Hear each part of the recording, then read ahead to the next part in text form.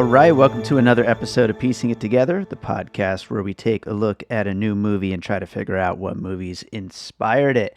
And today on the show, I've got Kolby Mac joining me. It's been a while since he's been on the show, and we are going to be talking about a movie that a lot of people did not like very much, but the both of us loved it. That movie is called Malcolm and Marie from writer-director Sam Levinson, starring John David Washington and Zendaya. And it is a movie where the two of them are at each other's throats, as well as at critics' throats for 2 hours long in a house shot in black and white. And a lot of people, like I said, do not like this movie. I'm sure we'll get a lot of pushback on our celebration of this film and its influences here in the coming conversation. But you know what? This movie is what it is, and I think we did a pretty good job of talking about what it is that we like so much about this thing. So that is coming up here in a second, but as always, I want to remind you all that if you're not subscribed to Piecing It Together yet, you should subscribe to Piecing It Together. We are, of course, on all of the major podcast apps. You could also follow us on social media at Piecing Pod and join our Facebook group, Popcorn and Puzzle Pieces, where we continue the conversation about all the movies we talk about here on the show. And we also have a Patreon, the Produced by David Rosen Patreon, where I post advanced episodes of Piecing It Together. There's also bonus content from Awesome Movie Year podcast, which is another movie podcast that I produce. We just recently did a bonus episode on Purple Rain, Prince's Purple Rain, for the conclusion of the 1984 season of that podcast. And that is up on the Patreon right now. That is a fun episode. There's also a lot of bonus content from my music career as well. I'm actually working on the score for a feature-length film right now, and as soon as I finish it, I'm going to release that score as a bonus album on the Patreon. So check that out. Produced by David Rosen. It's patreon.com/bydavidrosen. Lots of great content there. So with all that said, let's jump into our conversation on Malcolm and Marie. All right, so it's been a while, but back on the show, we finally got him back. It's Kolby Mac. How's it going, Kolby? Yo, yo, yo, what up? It's your boy, Kolby Mac, and I'm finally back. It's been a while indeed on the Piecing It Together podcast. Yeah! It's always so great to hear your voice on a podcast. You just know the energy is just going to be through the roof, you know? I'm telling you, man, I got to trademark it, bottle it, and sell it. Yes, that's true. Well, this movie we're about to talk about, Malcolm and Marie, you've been getting around with this one, huh? How many podcasts have you done on this movie? This is number 8. Oh my God. Yeah, I've done 3 before, I think, including, my own and then guest appearances. That's a lot of times talking about the same movie, but hopefully we'll be able to squeeze a few different things out of you here with, the whole puzzle pieces format and all that. I think that's what attracts me to keep doing these guest spots, because the more and more that I talk about this film, varying perspectives and lend itself to the different sides of the conversation for me to be able to reply to. Things that I continue to learn and discern from. Right, so. Right. And we are both on the side of this movie is great. And to be clear at the top of the conversation here, a lot of people do not agree with us. And I'm sure we'll get into some of the reasons possibly why this movie is just, I don't even want to say not connecting, because I feel like people are approaching it from the point of view of, it's bad, now let me watch the movie and decide I was right that this is bad. That's what it kind of feels like. Does it feel that way for you? Absolutely. And I think it ends up bearing out what Sam Levinson's point to the entirety of the film was. We bring so much into these films. Mm-hmm. And for you and I, who talk about this as like an elevated hobby, right? One day we're going to get super paid for this shit. I'm telling you. That's right. That's right. But essentially we bring in, I don't want to call it baggage. I mean, because that's art, right? Like it's the way that we appreciate it based off of what we bring to it, what we take from it, right? Yeah. But we can project a lot of shit onto it as well. So the film is so much more divisive than I ever thought it would be. Mm-hmm. Yeah, it really is. And I'm going to kick this off with the first puzzle piece here. Usually I throw to my guest first, but I'm going to just throw this one in here really quick. And it's not because the story or any of the themes necessarily line up with what's going on with Malcolm and Marie, but there's something behind the scenes that I wanted to bring this into the conversation. And that's a movie that we had discussed possibly doing, but then scheduling didn't work out. It's a movie called Waves from 2019, written and directed by Trey Edward Schultz. And a lot of people did not want to allow for this movie to, have any merit based on the fact that we have a white filmmaker making a movie that's predominantly a Black story with mostly Black characters and unapologetically doing it. Now, Malcolm and Marie really is not a Black story. It's more so just that the two main characters, the only characters, happen to be. And so it's definitely a very different thing.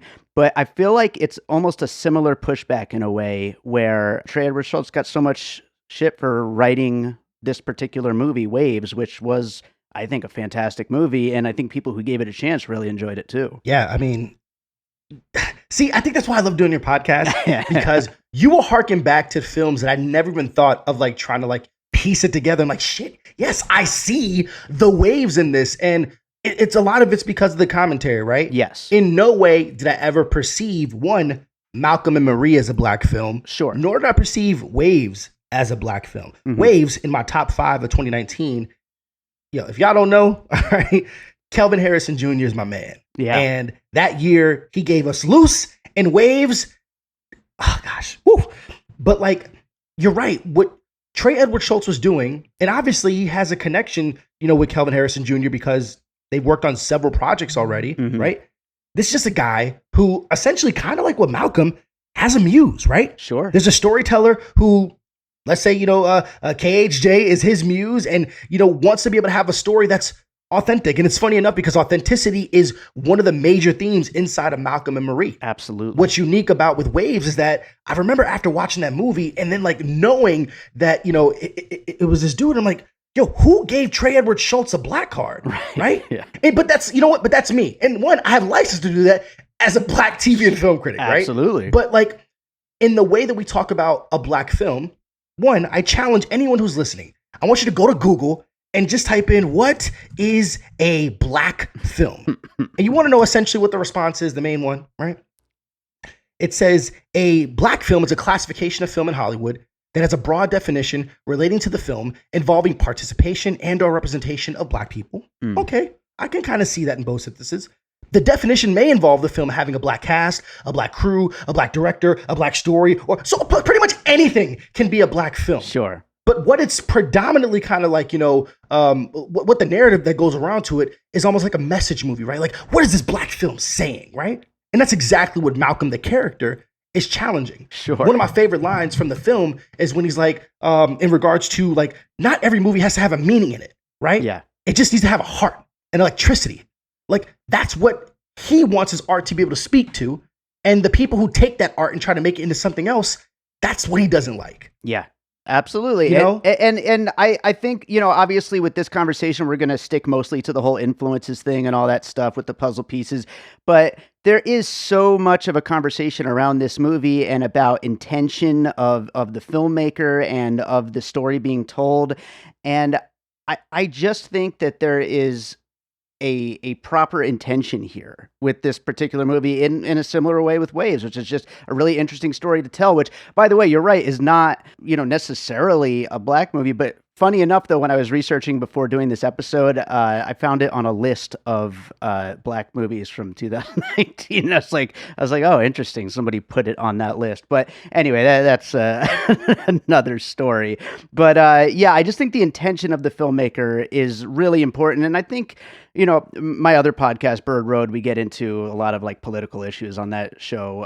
But I think intention is something that's lost a lot lately in a lot of conversations. Absolutely, man. And it makes it tough. That's like the messy part in regards to like appreciating film, right? It's a really interesting medium, but like, I'm glad that we have it because I think that these discussions, the discourse, it's cool if we can kind of like be able to contextualize it, right? Sure. Like be able to have a conversation about that, but then also kind of like focus on the art. The fact that you can look at Waves and kind of get a sense of Malcolm Marie, because one, it's a very intimate story. One's a family drama. This is a drama about two, but just about two lovers, right? And essentially, we kind of get that in really unique ways. Like the thing that I think people kind of like were pissed off about with Waves is just that how the focus of our protagonist shifted in a really kind of like jarring way. Sure. Like literally in like just this kind of like this scrim of color, almost like a kaleidoscope, where we shift, from Kelvin Harrison Jr.'s character's perspective, and then we go over to his little sister's perspective. And it was really jarring for people. Like it's done in a way that's not conventional. And this, I'm not gonna say the presentation of Malcolm Marie wasn't conventional, but like Waves, it's really uncomfortable. Yeah. People don't do well with movies that are arguments. And in screenwriting, you're kind of taught to like, if you have an argument, kind of find a way to get out of it because just audiences don't do well with it. And that's the entirety of this hour and 40-minute production. And that will pop up in more puzzle pieces along the way. But what do you got for your first puzzle piece? Yeah, absolutely, man. In my first puzzle piece, I kind of went something back to, I don't want to say childhood, all right, teenhood, right? Okay. And that is Brown Sugar. Rick Famuyiwa's Brown Sugar. It's starring Taye Diggs, Sanaa Lathan, this kind of classic, and this is a black film in regards to the way it's packaged, the way it was marketed, the people behind the camera, as well, of course, in front of the camera in regards to its stars. You got, like I said, Taye Diggs, Sanaa Lathan, you got Nicole Ari Parker, Boris Kodjoe, Queen Latifah. Uniquely enough, we think about all these names in that film, contrasting to Malcolm Marie, where we just have two actors. Sure. But their stories are similar in the sense that we get this narrative of a love story. Except this is more so, these are friends who grew up together and never saw themselves so much so as anything more than friends. We're like contrasting, we have Malcolm Marie, who in the scope of this entire film, I was able to get a true idea of their relationship. But what reminds me between Brown Sugar and Malcolm Marie is the conversation, right? The conversation that we have outside of the actual argument, the crux of why Marie is mad at Malcolm, it's the other conversation in regards to their art. Sure. They both work in the entertainment industry, right? We have a director and screenwriter, and then we have a model who was a former actress. Their conversation is really talking about the love of what they do, how they do it, and like that's something that's like really tangible. In the same way with Brown Sugar, we have these people who are absolutely in love with music. They love the artistry, the rawness, the organicness. And you being a music guy, I'm not too sure if you've seen the movie or not, but like they talk about like what it was when music just used to be music, used to be fun, just listening to it on your stoop. And then when it becomes this commodity and transforms into something else. And that's kind of like a bulk of the conversation that Marie and Malcolm are having, right? Yeah. They're looking at his art and they're talking about it in regards to doing a Lego movie, 40 Legos and a mule, like shit like that. Like I found that to be so funny. And it just reminded me about like the love of something, that was like what they do and then how it would try to change them. And like, while that was maybe like a C or D thread inside of Malcolm Marie, it's still something that stuck with me. Yeah. And I saw that movie way back when it first came out, but I think the infectiousness of hearing people who truly love art talk about art that's very exciting. And then to have that as a through line along with a relationship, it's a perfect puzzle piece for this. I hadn't thought of it because I haven't seen it since so long ago, but yeah, it's a great puzzle piece to bring into this one. And that's one of those things where it's like with Malcolm and Marie, you are getting such a rich portrayal of a relationship, because relationships aren't just, boy meets girl or boy meets boy or whatever it is. And fall in love and happily ever after. I mean, there are, whether it's these fights about actual relationship or just arguments about things in life, like pop culture or work or things like that, all that is part of real life relationships. And so for a movie to like really focus in on that, I really think it makes it a little bit more real. So yeah, great piece there. I'll go to my next piece. One of the early ones I had thought of is the 2008 drama Revolutionary Road from Sam Mendes with Leonardo DiCaprio and Kate Winslet. And damn, why didn't I think of that? Oh my gosh, that's a brutal movie. And ooh. I mean, I just think the main reason I wanted to bring this one in is because John David Washington and Zendaya, let's be straight here, are two of the biggest stars of this current moment, and setting them at each other's throats for 2 hours is absolutely what, Revolutionary Road was about, with reuniting like such a chemistry of Leonardo DiCaprio and Kate Winslet after Titanic, and to bring them back together after so many years and just say, go at it, you two. I think it's just really just such a great match. And I will say, I haven't seen that much John David Washington yet that I've loved. I like him as an actor. I loved him in this though. And Zendaya the same. I haven't really seen, I've never actually seen Euphoria. I'm sure that'll come up within this conversation. But I certainly know her from the Spider-Man movies, if nothing else. And so, but she's so good in this, and they're just both just totally bringing A game with this movie. Yeah. And honestly, when you really think about, like, there's something about John David Washington that is unique, right? Because when we say his name, you would think that he's probably been in like the public consciousness for like a long time, and he really hasn't. Right. Like, he's really only been the name since BlacKkKlansman. That was 2018. Yeah. Like that was it. Like, yeah, he had Ballers before that, and then I believe like there was this police, independent film, but like, what really made him the name that he is, aside from his dad being his dad, right, was BlacKkKlansman. And I mean, what he got, I don't believe that he was nominated for an Academy. He was like, he was in the short list and stuff like that. He was nominated for a Golden Globe for it. Yeah, it was definitely in the conversation, and it was good. At least that's what the consensus was, right? I had some other stuff in that regard. Like, I absolutely loved Adam Driver inside the film, but he's still very much green, right? Yeah. And like, I always clap it up because I think, for it's weird, a young actor, he's in his mid-30s, but like, it gives me hope, shit. For a young actor, the more that he is going to be around other greats, and Zendaya quickly has become that, like you said. I mean, we saw her from Disney starlet to now Beast, and I think he's now inside of another film with Robert De Niro and all these other people. So like, I'm excited to see where the rest of his career goes, because man, he really, really brought it in this movie. Oh yeah, absolutely. And that's, a funny thing before we move on to the next piece is, I feel like a lot of people, because the Malcolm character is so, I don't know, abrasive maybe, or took the word right out of my mouth. Yeah, good word. Okay. People hate the character so much. I found him so much fun to watch, because he's just he's kind of like an idiot in a way, but also we've all been there. We've all been so sure of ourselves in the midst of, some kind of argument or some kind of heated thing. And it's just, I don't know. I think it's a great character. And actually, that like brings me to my next puzzle piece. Okay, perfect. Ari Gold in Entourage. Nice. So, I mean, obviously, all right. So we know who Sam Levinson is, right? Son of the great Barry Levinson. Some nepotism at work, but the guy is really, really good, right?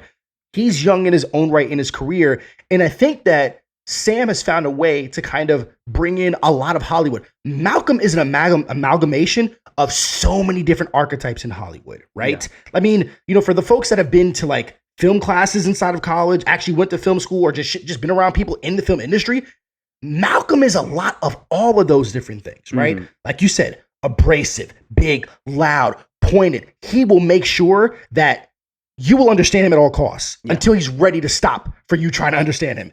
And Ari Gold in Entourage, like, I remember the first time when I watched this show, and granted, I watched it, I want to say really, really young, but like, the show wasn't written for me as a young teenager, but like, okay, it was in Hollywood, right? I want to move up to Hollywood. It had a lot of profanity, a lot of nudity, HBO show, right? And it's funny. And so much so, like, Ari is this big, mean, self-centered, egotistical jerk, but you kind of love him because he's damn good at what he does. Right. And I think that's what Malcolm is, right? So when I see Malcolm, I see like this kind of like, even the way he moves and his mannerisms, the way he puffs up his chest and he brings his shoulders back. And he's like, he is so into who he is. And like, when we first get introduced to him in the middle, in the beginning of this film, he's like, I killed this, I did this. And that's Ari. He's so big. And like the way he threw his fists at the air when he was outside, that just reminds me all the time when Ari used to get in these fights with Lloyd, and just would get like, he just wants to like strangle, but he can't, but he always wants to get his point across. And the way that Ari argues is the same way that Malcolm is going at it. And it is venomous. It is mean, but there's also a part of it like, he's really trying to make a point to try to get you to understand. And to be honest with you, if he didn't bother arguing with you, you wouldn't mean anything to him. Right. So for the folks that like look at this and like, well, why doesn't Marie just walk away? Well, one, it's a movie. If she walks away, there is no movie, you know? And Malcolm isn't just arguing to be like a bad guy. He actually has something to say, and there's a lot of validity in his comments.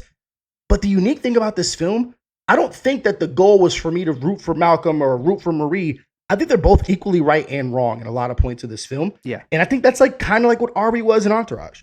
Sure. Yeah. And I mean, great piece, but also just speaking to like the characteristics of Malcolm. I mean, his codependency of like needing validation from Marie in all of his big ideas, whether he's right or wrong in all of them, you know, I just think it's just such a great trait. I mean, it's a toxic trait, but I mean, it's very real though. And I think to like all of my, most outgoing, shall we say, LA friends. And it's like there's so much of this in that whole like Hollywood scene and like those kinds of people.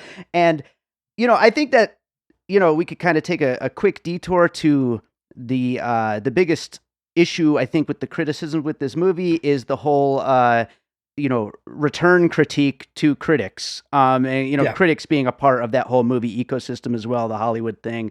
And I think it's really interesting that critics kind of expose themselves to have such thin skins in this particular debate. It's a very strange thing, but maybe it's not strange though. I mean, critics are, you know, tend to be sensitive people. You know, I know I am. I certainly can be, and that's a very real thing. And I guess, you know, it's okay to be offended by this movie talking back to you, but I don't think it makes the movie any less valid. I think the movie is saying this, and you can reckon with it whether you like what it's saying or not. Yeah, and I think it's been interesting seeing, you know, the critics who are kind of falling into Sam's like trap in a sense. Sure. You know, I mean, so many of just like these blurbs on Rotten Tomatoes and stuff like that. I just got bored with the people.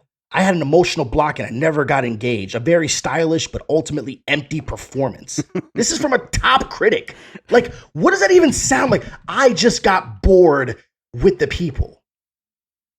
I don't know. I don't understand it. You know what I mean? Or you have like kind of like those more sanitized reviews coming from pundits who are afraid to kind of critique a film that has two black leads in it. And these are the things that I've noticed. I mean, shit, I've been in the game for several years now, and I can kind of see it. And, you know, on one hand, while it can be labeled as an attack, and this was, for those that don't know, Sam incorporated a story, you know, that, you know, kind of an account in his own life, an incident, you know, between himself and an LA Times film critic for a review on Assassination Nation. So I guess if we can make that a mini puzzle piece, like it literally is a piece that fit with inside of the movie, sure, right? That review, if nothing else. Yeah. Exactly. And, you know, it's really pointed. And for some folks that may have taken them out the movie because they felt like they were no longer looking at Malcolm, that they were looking at Sam. But like, yo, this is the writer-director. He can do whatever he wants. That's like, right. This is their art. And yeah, how thin-skinned, it's been really crazy. I mean, there's definitely truths in like that kind of rant. And it's really such a small part of the movie, to be honest with you. I think it's like what, 10, 12-minute exchange, and most of that, you know, is his monologue. But my God, was it funny. I was I got a chance to watch in the theater.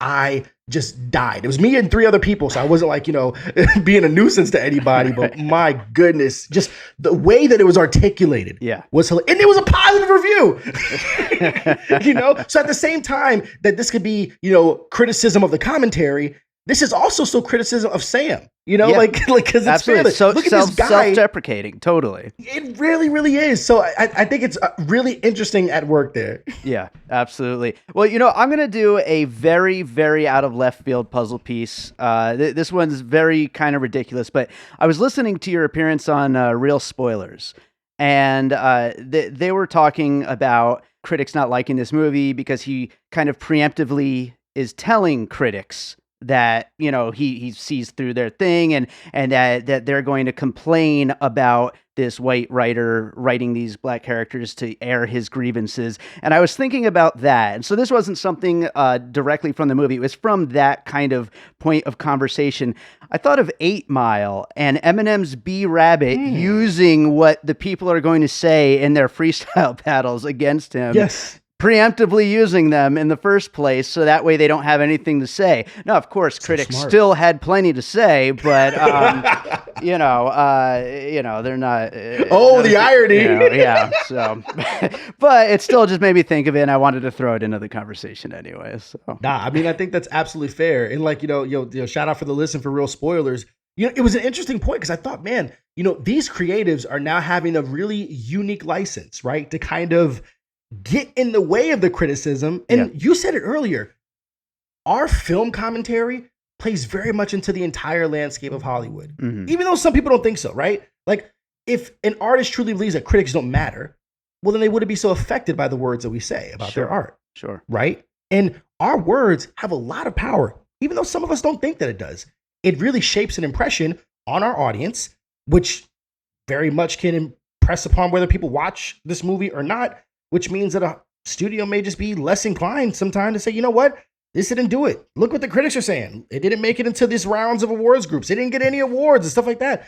We carry a lot of weight, so it's really interesting. I don't know if creatively there's going to be like that kind of like preemptiveness going on, but shoot, 8 Mile came out what, like 2000 and a long time, forever ago. Yeah, a long time ago. I don't know. A long time ago. I mean, Eminem is basically oldies at this point, so Oh my God, it's so crazy. I can't believe it. Yikes. Well, what do you got for your next piece? Yeah, keeping in the lieu of the performance, I felt impressed by Ari Gold with Malcolm's character, and I think with Marie's character, it'd be really hard to ignore, the puzzle piece of Rue from Euphoria, HBO's Euphoria. Okay. Man, it's she is. So you haven't got a chance to watch Euphoria, right? I have not seen it, and I've always felt like I'm like the only person that hasn't seen the show because it seems like everybody talks about how great it is. It's really great. It's definitely a tough watch, right? Okay. It took me several months to get past the first episode. One, as a parent, it's really, I guess, like as a parent, my tolerance for like really like gritty teen dramas has like gotten very, very low because it is explicit. It's like, and it's like, it's one of those things, depending upon where you are generationally, you're like, oh, you kids don't know how it was back in the day. But like every generation antes up, right? And I think that, and kind of looking at how Malcolm and Marie came together, right? It's a quarantine film.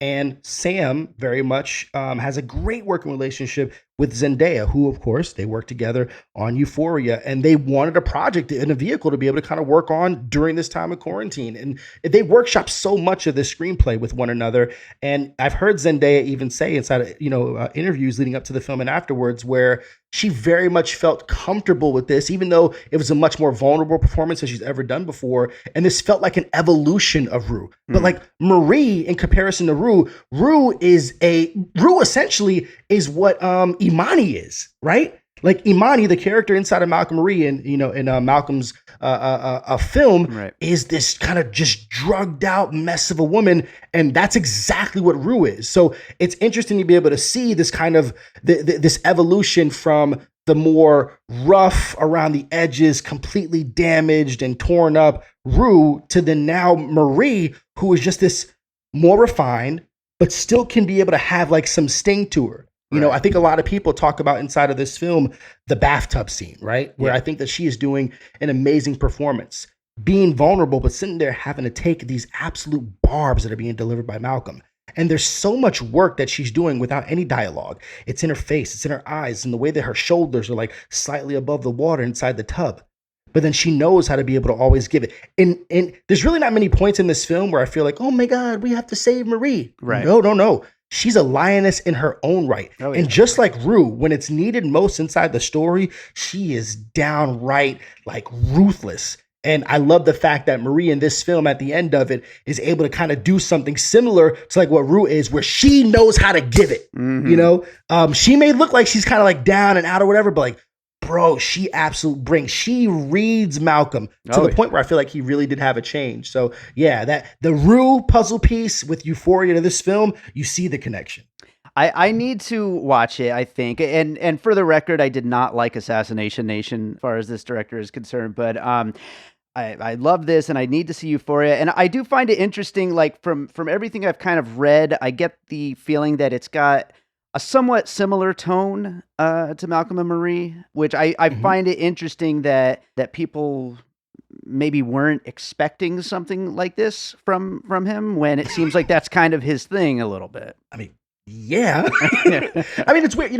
I watched the trailer once, and I think that there's such an elegance to when you see the trailer. You obviously know that these folks are going to get into a heated, battle. Sure. And I've been trying to really, I really try to go into a film as cold as possible, right? I'll watch the trailer once. I'm trying to ignore everything else because I just Right. want the film to be able to just kind of wash over me cold. But like, yeah, just knowing who wrote and direct this, and then they even dropped the most recent episode of Euphoria a few weeks before this film premiered. So it's like, and very much the conversation that's had between Coleman Domingo, who was also working inside of Assassination Nation, right? Mm-hmm. Some people say, these words don't feel real, right? Okay, but it's the same words in the writing style that we saw inside of Euphoria, and that show was being praised for like how authentic it felt. Yeah. So I found it really peculiar that the writing styles you felt like there was no similarities to. I think it's quite similar. Yeah, that's interesting too. I didn't include it as a puzzle piece, but I definitely considered Quentin Tarantino just in general, his writing style as a possible puzzle piece when I was putting together my list. Also Kevin Smith as well. But these people who, yes, it's heightened dialogue, but when has that been a problem before? Like when did we not enjoy that? And if anything, this has more relevance to be a heightened dialogue because the people who are giving the dialogue aren't just a regular Joe and Schmo. He's a writer, director, and an actress. Yeah. Like when you talk in regards to your field of interest, your dialogue in that particular field is going to be on display. Like I'm pretty sure that when you are going at it with somebody in regards to music, that like it's going to sound very differently than to anybody to a general audience. So I can understand for some folks that may say, I feel like I couldn't relate. I understand these people are in a really different place in their life, right? Sure. But it's kind of like in the same way if I'm like Velvet Buzzsaw, right? Mhm. Like I guess another little small puzzle piece, right? With Velvet Buzzsaw, it's literally a film kind of making fun of like the snooty tooty like art world, Sure. right? Yeah. And obviously that dialogue is going to be, indicative of how those folks speak. That's those people. But it's how they speak. Yeah. Yeah. A writer director like this Malcolm character there's no way he's not going to speak like this. Absolutely. Well, I will go on to my next piece, and this I think was another kind of obvious one, but I think it has to be in the conversation here. And that's another Netflix movie, one that got a lot of awards attention in the way that this movie should be getting, and that's Marriage Story from Noah Baumbach from 2019. Yep. Another movie with two characters who are just absolutely going at it, and also happen to be a director and his wife. Also having that kind of show business, line going through everything that's happening within their also falling out in their relationship. But yeah, Scarlett Johansson and Adam Driver just giving two huge performances in that movie. Also excellent, but I really, really prefer just how deeply we get into both sides of the arguments in Malcolm and Marie. Not just, and I mean that in two separate ways. I mean both sides as in the relationship and the work, the film work and all that stuff, as well as both sides, meaning Malcolm and Marie, both of their own sides of the argument. I just feel like each side is richer and fully realized, and I know a lot of people love Marriage Story. I think it's a great movie, but if we're going to compare and contrast here, I just think Malcolm and Marie just does more with its, also small world that it's set up for itself. Yeah, I mean, I have to absolutely agree. Of course, Marriage Story is one of my puzzle pieces. So kind of like just to expound on it more, I think the thing that sticks out like a sore thumb from Marriage Story in connection to this film is that epic argument scene, right? Sure. What's unique to it is that kind of the way how traditionally you would see in a film, that super mean argument is such a small portion of Marriage Story, right? It takes a time kind of charting out like a regular narrative, we're able to see both sides. We kind of see the fight. I mean, it is an argument throughout the entire film. It's just done in a way where there's other beats and other moods that kind of come in and other little scenes and stuff like that, right? But that specific like fight where they don't hold back. Well, essentially, that's just Malcolm Marie, but the entirety of the film. But I still think like there's such a rawness to it that just like was magnetic to me, and in the same way with Marriage Story, I never felt like I was being told who to root more for than another. I think they're both equally right at points and both equally wrong at points. And then ultimately, the biggest difference between the two is what happens at the end of the film. There's a sense of the similarity between the two is there's a sense of acceptance, except one is more ambiguous than the other, right? In Marriage Story, we get a sense of this is their new normal, right? Everything that has happened up until the ending of this film is pretty much painting the picture that they're going to find a way to make this new version of their family work. Where on the other hand, with Marriage Story, it's even more ambiguous. I love the way that the film kind of like was, the crescendo in this film, right? We have Malcolm, which I truly believe is in a place of acceptance. His last few lines in the film is, "I love you, Marie. I'm sorry. Thank you." And the film could have just ended right there. Yeah. But then the fact that Sam writes in for Marie, she responds, "You're welcome." And then we kind of get this epilogue, and we could have just ended right there. And they chose to give us a little bit more, to where Malcolm frantically is waking up in the morning because Marie's not in bed. Yeah. And we're like, oh my God, what's happening here, right? Like, I thought everything was good. And then they kind of stand outside, but we do not have the intimacy of like knowing if there's any words being exchanged. We're pulled out from like looking in the bedroom outside onto like this. I mean, it's weird. This movie's in black and white, but like, I feel like I can see the colors sometimes, especially when it's outside during the daytime, and they just hold hands. And, we have no idea what decisions being made, how they feel like they're going to go about the rest of the day, their week, their entire relationship. But it just felt different. But it was doing a lot of the same things that Marriage Story was. And, even though, what sticks out is that like that big argument scene. I think so many other, similarities that you can find inside a Marriage Story. Like I said, the director and actress wife relationship, like it's all kind of right there. But I think it's really cool. Yeah. Also, the movie seems almost purposefully made to get you going back and forth on the sides and like who you think is, right in any given moment and all that stuff. And so I think that that's something that Marriage Story was a huge part of the conversation as well. And hopefully we'll see more memes come from Malcolm and Marie. Oh my gosh. The Malcolm and Marie TikToks have been really funny. So good. Yeah. I swear, I'm going to start like doing some of my own, man, and just be like, they're really, really good. Amazing. All right. Before we move on to another puzzle piece, I think that's kind of a good place to squeeze in a movie that I haven't seen. I don't know if you've seen, but it's in every review of this movie, Who's Afraid of a Virginia Wolf. Have you ever seen it? I have not. I haven't either. I feel like I'm not doing my job as a critic for not seeing. I mean, don't get me wrong. There's tons of like epic movies that like I should have watched that I just haven't. Right. But everybody like, this is very Cassavetes-esque. Yeah. This is like Who's Afraid of Virginia Wolf? And I'm like, when I think of Virginia Wolf, I think of that book that I didn't read in high school. So I don't know. Hey, I squeeze in one old movie a week if I can. I'll get to it one of these days. Yeah. But I've heard like that it's like really similar, but like I guess there's just a bit more characters and stuff like that. So. Right, absolutely. And I remember that coming up with Marriage Story as well at the time. So, right on. Well, do you have any more puzzle pieces? I do. I've got one more, and this is probably going to feel like a little weird, but it's Scream 2. Okay. Because I think it was the first time.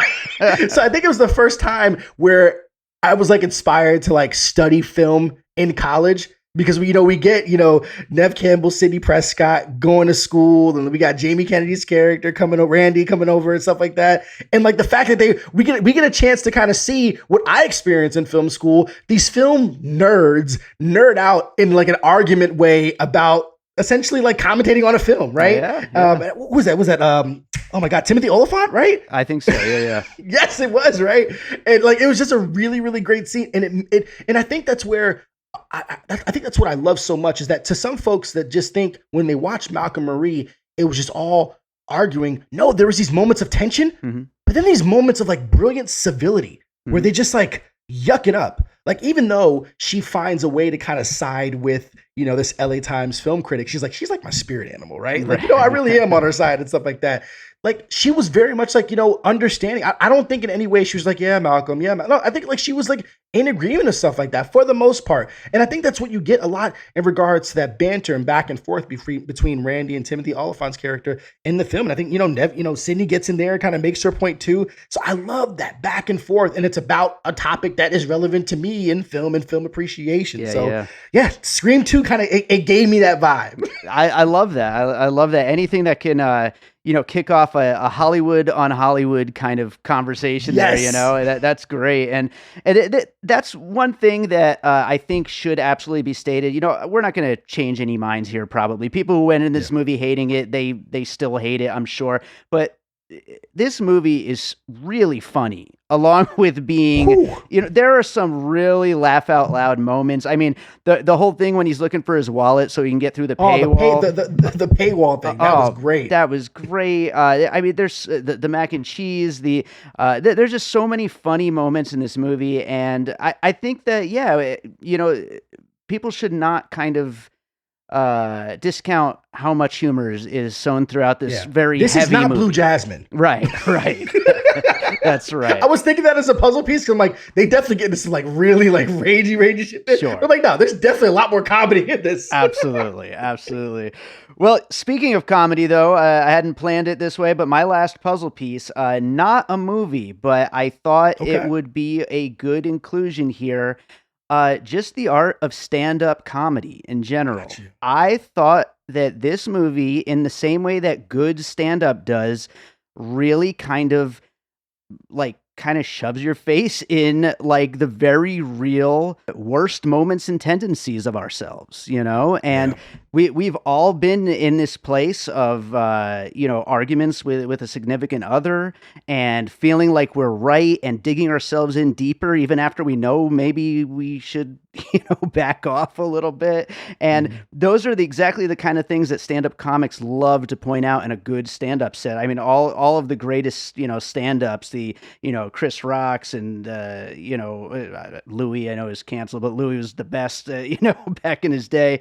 And all the best stand-ups really force you to reckon with those parts of yourself and see it play out, in the observations that they're making. And I do love a good stand-up, and so I thought it would be a good thing to bring in here.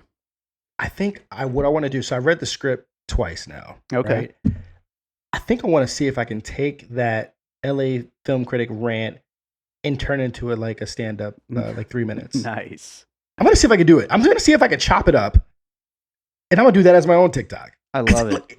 It's just so much funny, right? And the thing is, what a lot of people don't understand about stand-up is that, like you said, there's so much truth, and these skillful motherfuckers just find a way to be able to apply the comedy there with the setup and the punchline. And it's all about their delivery and their charisma, and that's what you're drawn to, in John David Washington's performance. It's like there's something about this guy you can't take your eyes off of him, right? Even though he's being a jerk, right? But he's being a jerk in this really fun and kind of admiring way. I call myself an adorable asshole, right? Sure. Because I think there's people out there who are assholes you just want to stay away from, but I'm the asshole you need in your life. Okay. You know what I'm saying? You'd be sick if I was gone for a day or something like that. But yeah, damn, stand up. I like that. And just the fact that I don't know, I feel like it's like an old timey stand up because it's done in black and white and stuff too.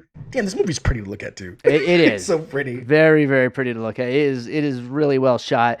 I'm sure the people who don't like this movie would say it's pretentious, but hey, you know what? You like other black and white movies, so get off of it, Yeah. Come on. All right, so let's do the finished puzzle here, and then we'll get into some closing thoughts on Malcolm and Marie. We talked about Waves, Brown Sugar, Revolutionary Road, Entourage, 8 Mile, Euphoria, Marriage Story, Scream 2. We squeezed Who's Afraid of a Virginia Wolf in there as well.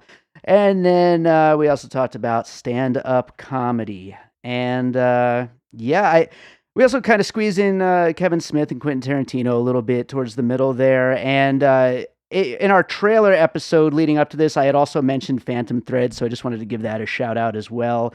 Another very unhealthy relationship, let's just say. So, Kolby, do you have any other thoughts on this that we didn't quite get to? I mean, I know you've already mentioned a lot of thoughts across a lot of other podcasts, but anything relating to this conversation?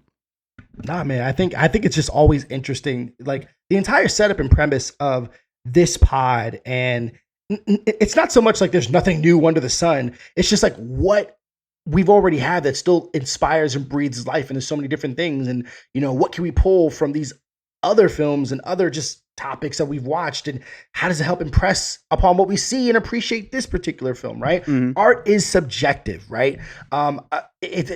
There's objective takes that we can apply critical analysis to, more on the craft and technical side, in my opinion.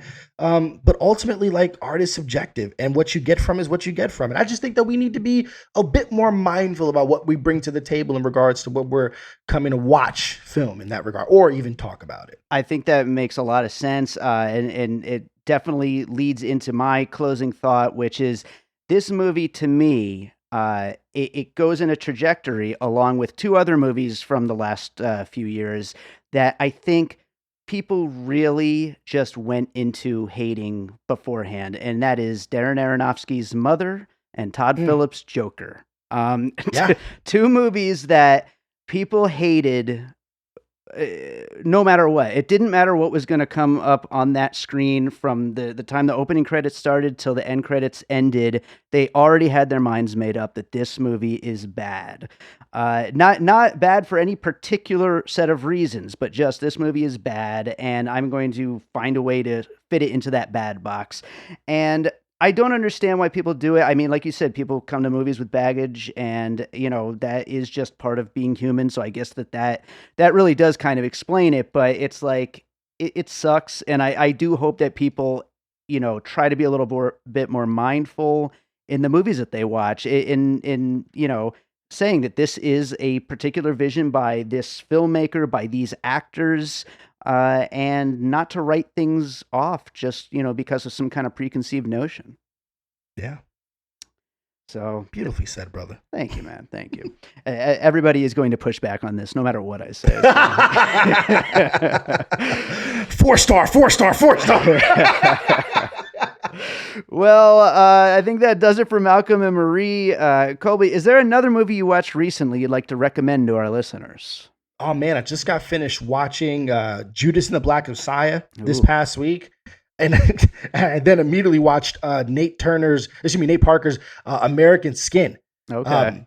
I'm filled with a lot of black rage. But what I was able to do is then watch To All the Boys I Loved Before, Always and Forever. That helped mellow me out. Okay. So those are my three most recent watches, and my God, To All the Boys I Loved Before, Always and Forever. Now streaming on Netflix, by the way. One of the greatest film trilogies of all time. Right on. Like, crazy. Right on. Well, that's a good set of recommendations right there. So awesome. Well, hey, Kolby, thank you so much for doing this. I'm glad to finally get you back on the show. Why don't you tell people where they could find you and everything you're up to?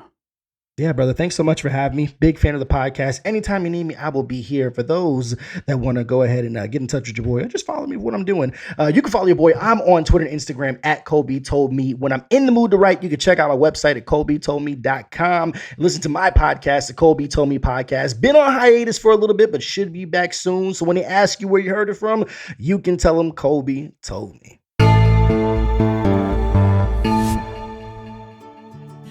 Have you been thinking about a film for quite some time now? Have you got nowhere to turn to talk about it?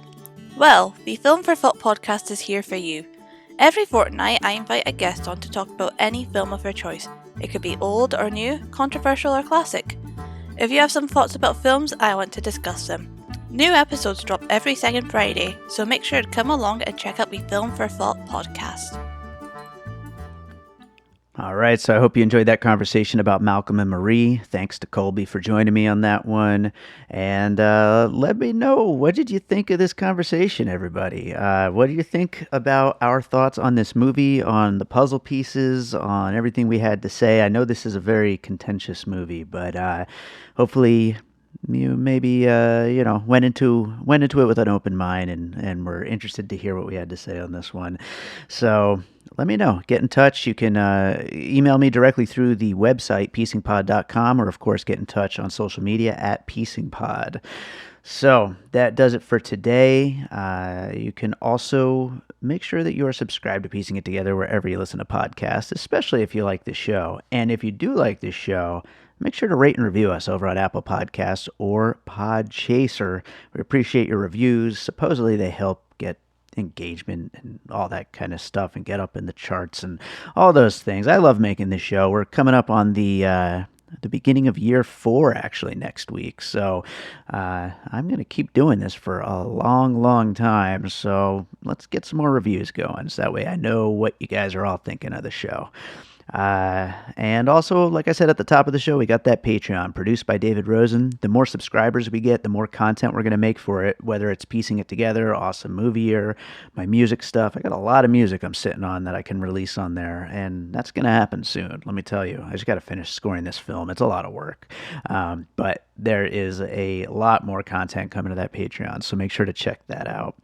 And speaking of my music, let's close this thing up with a song like I always do. And I think I'm going to go with a song called Never from my album An Unseen Sky, which that film that I am currently scoring, it's written and directed by Chris Johnson, a filmmaker I've worked with a bunch now. And he actually made a music video for this song about a quarreling couple and where things go very badly. So I thought that would work its way into this conversation of Malcolm and Marie. Things go much worse for the couple in the center of Never, though. I will just say that. But you can check out that music video over on my YouTube channel, Music by David Rosen. I'll put a link in the show notes as well. But it's a very cool video, very sad and dark, which, I mean, who doesn't want a sad, dark music video, right? People love sad and dark music. But anyway, I am done self-deprecating. This is Never. I love this song, and it's from my album An Unseen Sky. And enjoy it, and we'll be back with more Piecing It Together coming up real soon.